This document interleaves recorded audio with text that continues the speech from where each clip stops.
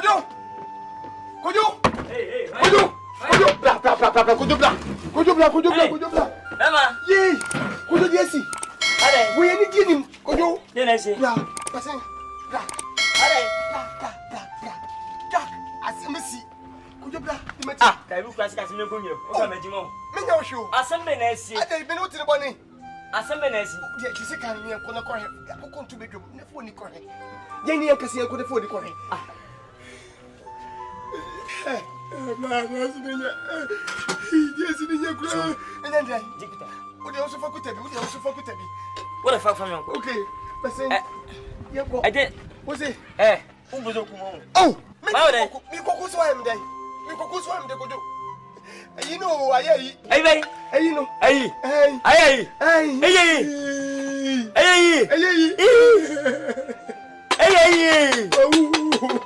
You ko na o de kore kojo. O de bra. Basi, kwai. Utupu mi se ko de na wi. Let that is now you. Ye ko. Ye bu nso am. Ogun so ko do mota na. Asemasi o de na wi. De na wi. O de bla fidi ago metwitwa wate.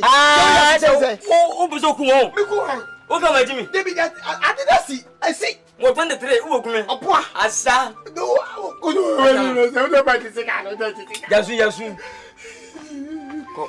Ko. De ba sin. Ye ko he. Do ba ka sa be boa.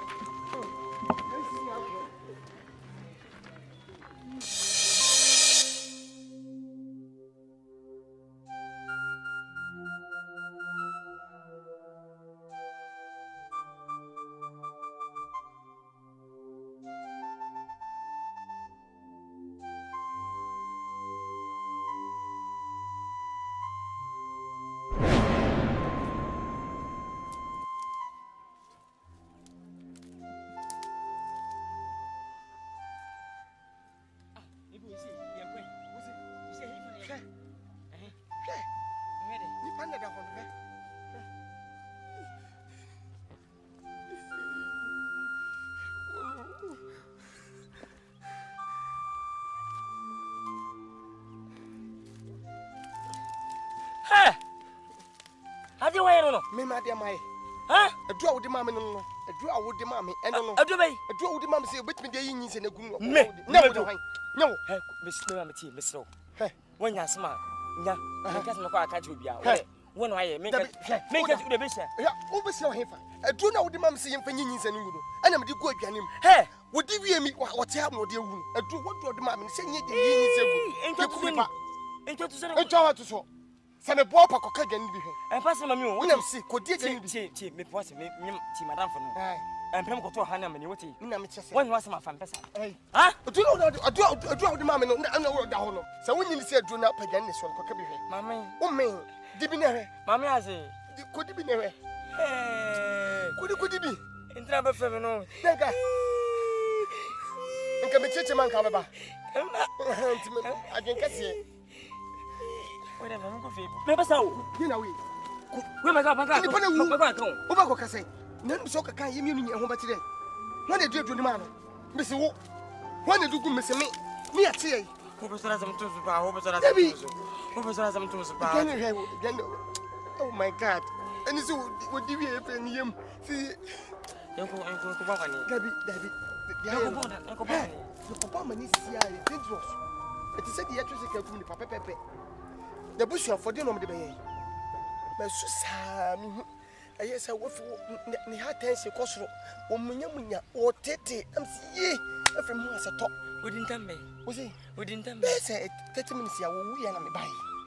Was him to see a crabano? I mean, you could see crackers. I'm a better man. And one no, because I don't go female. Alice.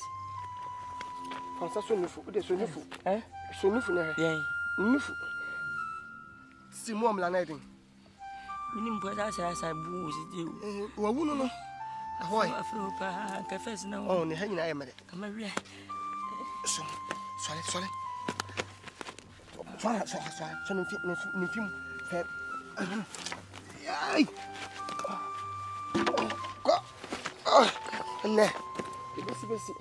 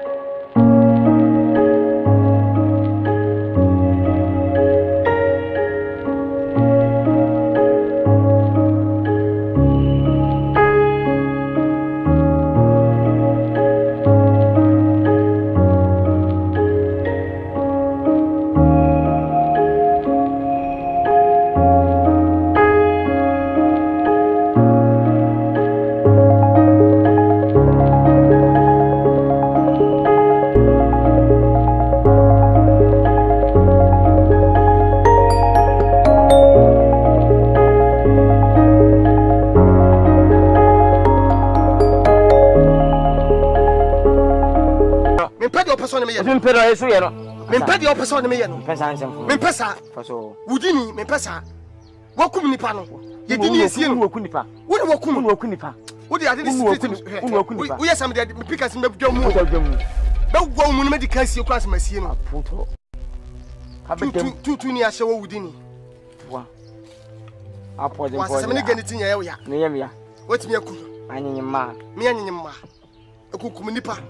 Ofo ba na wanyim se ne abosan keka Ghana form asanka dwuma nka ebo nsanka manya anyim. Apoa.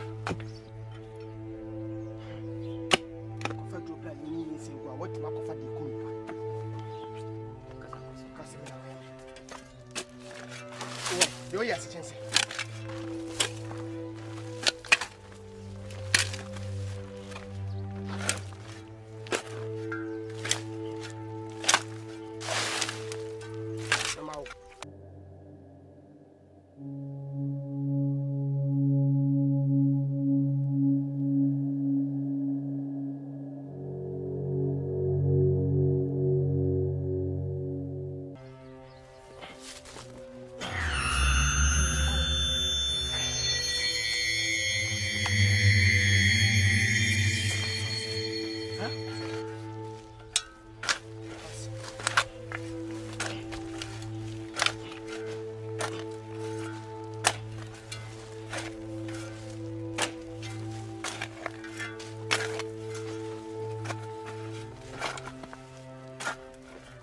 Apa bu sini?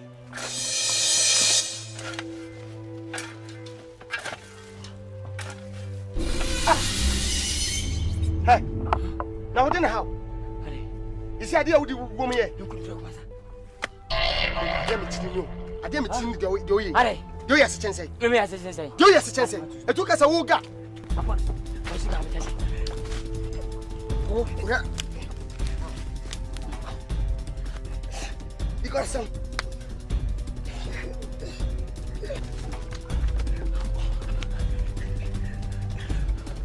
If you know my Matiaso, if you know my Matiaso, if you know my Matiaso, I don't know we didn't say. Who nasa? Who didn't say? Who nasa by ni? What more? If you nasa ni? What more? What jimpa? What could you see now? Do you have seen Bema? We are for being the mama for who say yes. Jamani. Akunkunipa. Jamani. Anyema. Monsieur Sawon. Aboa. Wudini. Sama ma pause. Esa wo second asem.